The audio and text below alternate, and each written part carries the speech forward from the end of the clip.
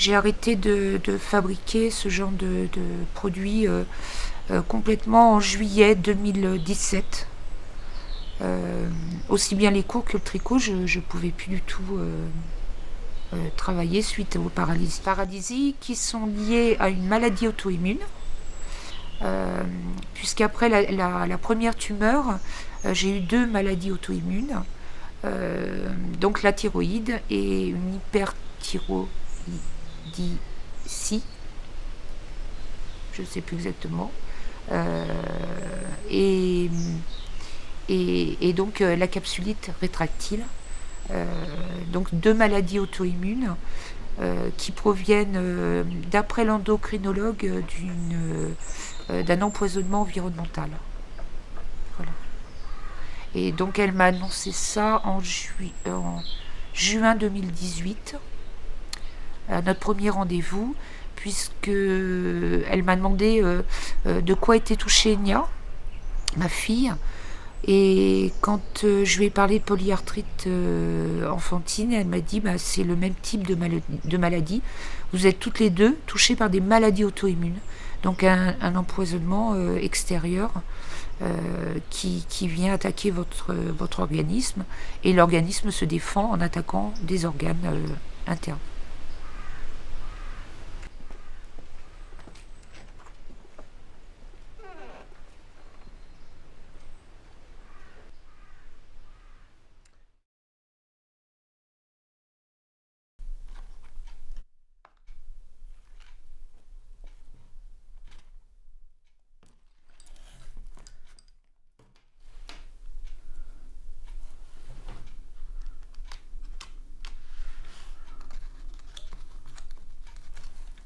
Une maladie auto-immune, avec toute la contamination qui se produit dans la cour, j'espère que tous les efforts qui ont été faits au niveau de la rééducation vont pas s'annuler par un autre empoisonnement et mon corps qui rattaquerait de nouveau mes épaules au niveau des organes, quoi. Donc de temps en temps on en parle avec la kiné. Bon, elle me dit non, il faut pas y penser, il faut pas y penser. Donc j'espère récupérer mes épaules et pouvoir de nouveau travailler, faire des créations et faire ce que j'aime, quoi. Voilà.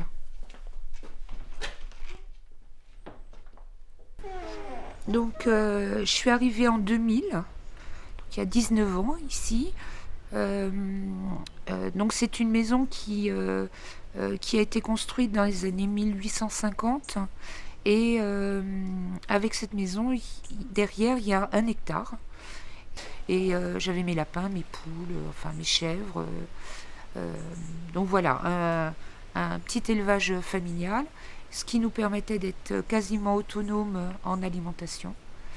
Et, et puis, donc, 10 ans comme ça, où tout se passait très bien. J'avais effectivement des éleveurs, des cultivateurs autour de chez moi, dont un sur l'Ille-et-Vilaine qui m'a avoué, enfin qui m'a annoncé que aucun traitement n'avait été fait depuis 20 ans autour de la maison pour ses 2 champs à lui, pour sa part à lui.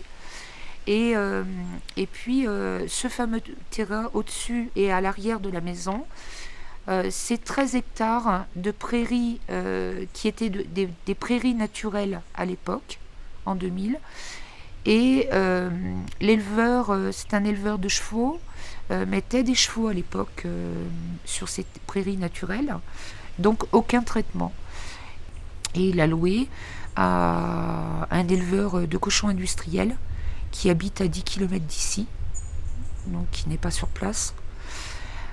Quand ils sont arrivés dans les années 2010, tout au début, il est venu se présenter en me disant qu'il comprenait qu'il y ait du changement pour nous autour, puisqu'ils ont abattu les haies, ils ont labouré, donc le paysage changeait quand même littéralement, mais qu'il viendrait que de temps en temps, il venait juste pour épandre du lisier, semer son maïs et le récolter, et que le reste de l'année, il n'y aurait personne pour venir nous embêter autour. Bon. Et donc j'étais persuadée que c'était uniquement ce lisier qui était retourné tout de suite pour que l'odeur ne reste pas trop longtemps. Et donc il y avait ce désagrément-là, mais uniquement une question d'odeur. Après, à la campagne, on traverse des fermes en voiture pour venir sur le chemin. Donc, enfin voilà, il y a de la bouse de vache, c'est la nature, c'est comme ça. Donc, pas de problème. Je l'ai appelé plusieurs fois parce que j'avais quand même, suite au labour et à la transformation de ces prairies naturelles, des glissements de terrain dans ma cour et donc une dégradation dans l'atelier, du matériel, de la pergola, de la cour elle-même et puis du muret juste sous la terrasse couverte. Et puis plusieurs fois il m'avait dit ben, on fera venir une entreprise pour enlever tout cet amas de terre debout.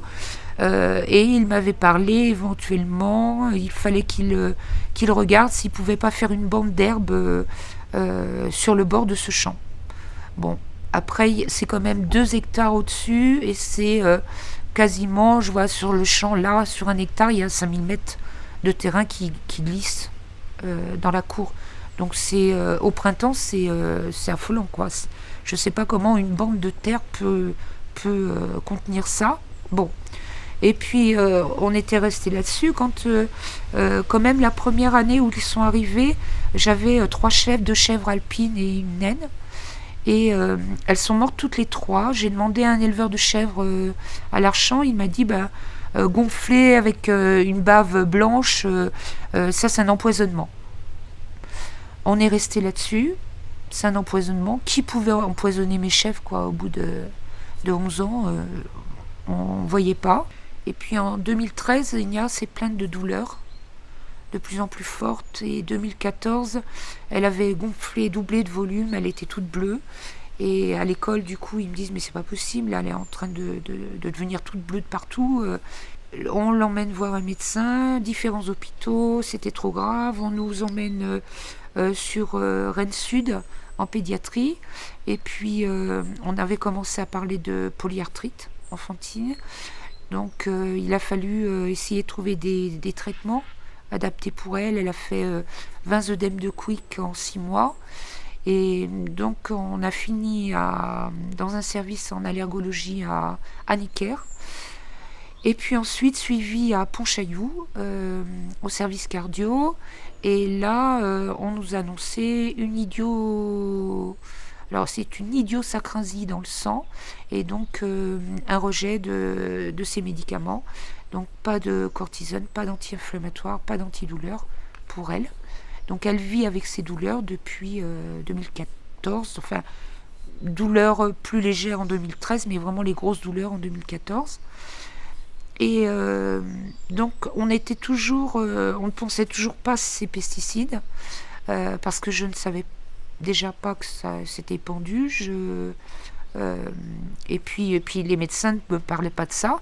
On me demandait s'il y avait des gens comme ma fille dans la famille, ce qui n'est pas le cas. Donc on a essayé de faire des recherches. Elle avait des anticorps très très élevés, très importants. Donc c'est son corps qui se défendait, mais on n'en savait pas plus. Et puis quand moi je suis tombée malade, bon j'ai fait une première tumeur. Bon, ça peut arriver.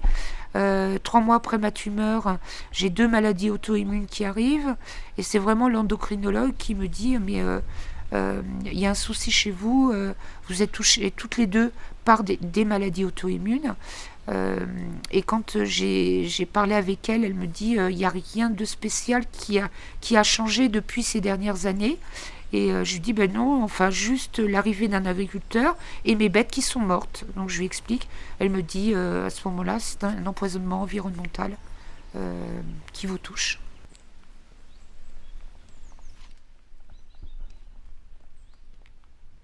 Voici une des parcelles qui était un champ donc avec des prairies quand je suis arrivée en 2000 avec des chevaux. Et ça a été transformé aux alentours des années 2010 en agriculture intensive et donc abattage des haies, labour dans le sens de la pente et puis culture de maïs depuis 9 ans maintenant. Et donc j'ai fait une photo au moment des épandages. J'ai une coccinelle. Au moment des épandages de cette année. Donc ça, c'était en mai. Et donc, il passe juste ici, au bord, et jusqu'en bas. Et au moment de cet épandage-là, on avait des vents à 38 km/h et une pluie intensive. Donc j'ai appelé l'agricultrice qui m'a raccroché au nez. J'ai fini par appeler les gendarmes pour venir constater un peu ce qui se passait. Mais bon, l'entreprise agricole a bien avoué devant les gendarmes qu'il y avait trop de vent au moment de l'épandage. Mais c'est tout, rien de plus. Quand il y a un épandage et que la pluie arrive au moment de l'épandage et toute la nuit suivante et le lendemain, forcément les produits coulent dans ma cour. Donc ça longe et le chemin communal et toutes ces terres et ça s'accumule dans ma cour tout en bas. Ma cour forme une cuvette devant la maison et ça stagne au niveau de la cour. Là, j'étais en train de regarder le champ d'un agriculteur qui habite 500 mètres, à peu près 800 mètres, en bas de chez moi. Et ce champ-là, déjà, le labour se fait dans l'autre sens et pas vers la pente. Mais en plus, alors que c'est aussi un cultivateur conventionnel et donc dit intensif, etc., il ne traite pas, il n'a jamais traité. Depuis 20 ans, il ne traite pas ce champ parce que ce champ descend directement au-dessus de la maison. Donc c'est un champ qui reste non traité. Et là en face, nous avons le champ qui est traité depuis maintenant 9 ans, avec un labour dans le sens de la pente. Et donc on voit bien pour deux agriculteurs conventionnels, deux façons de faire différentes. Un, bon bien sûr, qui habite là dans le vallon, et une personne qui habite à 10 km et qui fait traiter et sous-traiter pour les traitements et qui ne regarde pas la vie du riverain et les conséquences par rapport aux écoulements hors des parcelles. On a beau avoir des lois, bon, il n'y a pas grand-chose sur la protection des riverains jusqu'à maintenant, mais c'est un peu... on a l'impression que c'est un peu comme on veut. C'est-à-dire, tout le monde fait ce qu'il veut. Si un agriculteur décide de ne pas empoisonner son voisin et de ne pas traiter parce qu'il y a des pentes trop fortes à plus de 10%, voire 100% pour le talus, donc celui qui a 10% ne traite pas pour ne pas empoisonner le voisin, mais en face, nous avons des entreprises agricoles qui vont traiter à tout va, même avec une pente à 100% dans la cour et un talus. Chacun fait ce qu'il veut. Et pourtant, ils sont tous les deux en conventionnel. Donc il y en a un qui fait attention à la vie autour et l'autre pas. Mais on n'a pas de réglementation. Enfin, il faut que le gouvernement, l'État, fasse une réglementation pour ça. C'est pas... enfin, je connais aucun métier où on dit si vous avez envie d'empoisonner, vous pouvez. Et puis l'autre, s'il n'a pas envie, il ne fait pas. Non, chacun choisit sa façon de faire. Voilà. Donc ça serait bien une réglementation avec la préservation des riverains et de tout, de la faune, de la flore. Enfin, voilà. Le respect des autres. L'air est commun et on ne peut pas... n'importe qui pourrait... moi, je me souviens d'Enya qui avait 11 ans. Ma fille avait 11 ans, elle avait le droit de respirer un air plus sain que ce qu'elle a respiré depuis 9 ans, quoi. Enfin, 6 ans, maintenant. Mais bon, c'est pas juste qu'on puisse autoriser ça. Voilà.